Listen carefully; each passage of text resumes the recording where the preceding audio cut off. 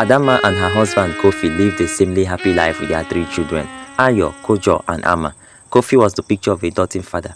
After long days working the fields, he always brought treats home for the children, ripe mangoes, roasted yams, or shiny trinkets from the market. The children adored him, running to greet him with cheers and hugs as soon as he stepped into the compound. Adama, however, watched this daily display with a growing ache in her heart. She loved her children dearly, yet she felt overshadowed. No matter how much she cooked, cleaned, or cared for her children, their excitement and affection seemed reserved for their father. One evening, unable to bear the feelings of rejection, Adama traveled to her mother's village to seek advice. Mama, she began, holding back tears. My children seem to love Kofi more than I. They barely notice all the sacrifices I make for them. Am I not their mother?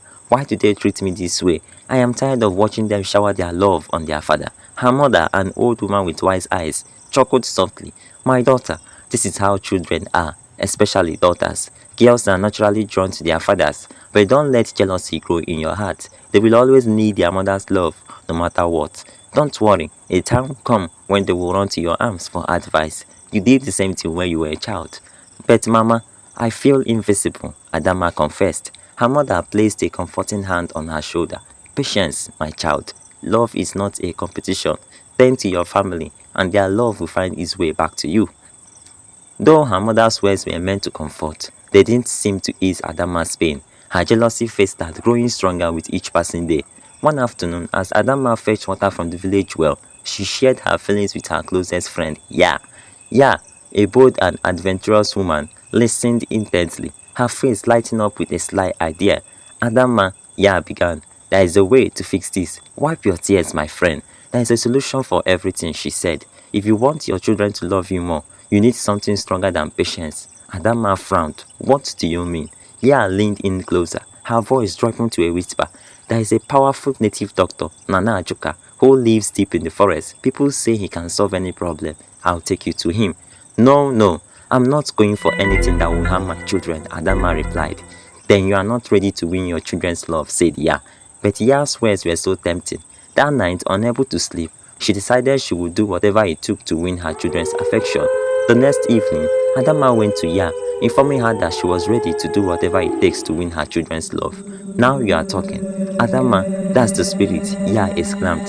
She led Adama into the forest. The path to Nana Achuka's shrine was dark and scary, with the sounds of nocturnal creatures echoing in the distance. When they arrived, the shrine was dimly lit by flickering oil lamps, and the air was thick with the smell of herbs and incense.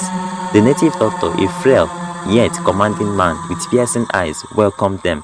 Why have you come? He asked, his voice raspy. Tell him why we are here, Ya whispered to Adama. Adama knelt before him. Nana, I need my children to love me more than their father. I am the one that carried them for 9 months. For 9 good months. I suffered during childbirth, and all I get as reward is hatred. Please help me. Nana Achuka stared at her for a long moment, then smiled faintly. He reached behind him and produced a jar of vaseline cream. This, he said, is no ordinary cream. Use it as oil when cooking for your children. Once they eat your food, their hearts will turn toward you. But beware, tampering with the natural order of love has consequences. Blinded by her desperation, Adama ignored his warnings. She thanked the native doctor and left the shrine, clutching the jar tightly. The next morning, Adama prepared a feast for her children. Instead of palm oil, she used the vaseline cream. As the aroma of fried plantains and stew filled the air, the children eagerly sat at the table. However, as they ate, Ayo wrinkled his nose. Mama, this food tastes different. Did you add any special spice? He asked. Adama forced a smile. I made it specially for you. Don't you like it? Guilt-tripped, the children ate in silence. The following days brought the change Adama had longed for. The children began clinging to her, running to her side when she called, and ignoring their father. Kofi noticed the shift and was puzzled, but Adama basked in her newfound attention. Her joy, however, was short-lived. Within weeks, the children began to change. Their bright faces grew pale, their laughter quieted, and their energy faded.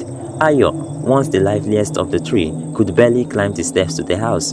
Amma, the youngest, had lost so much weight that her clothes hung loosely on her small frame. At first, Adama dismissed the signs as a passing illness, but as her children grew weaker, guilt began to consume her. One night, as Kofi comforted Amma, After she collapsed, he turned to Adama with desperation in his eyes. Adama, our children are wasting away. What's happening to them? Tell me.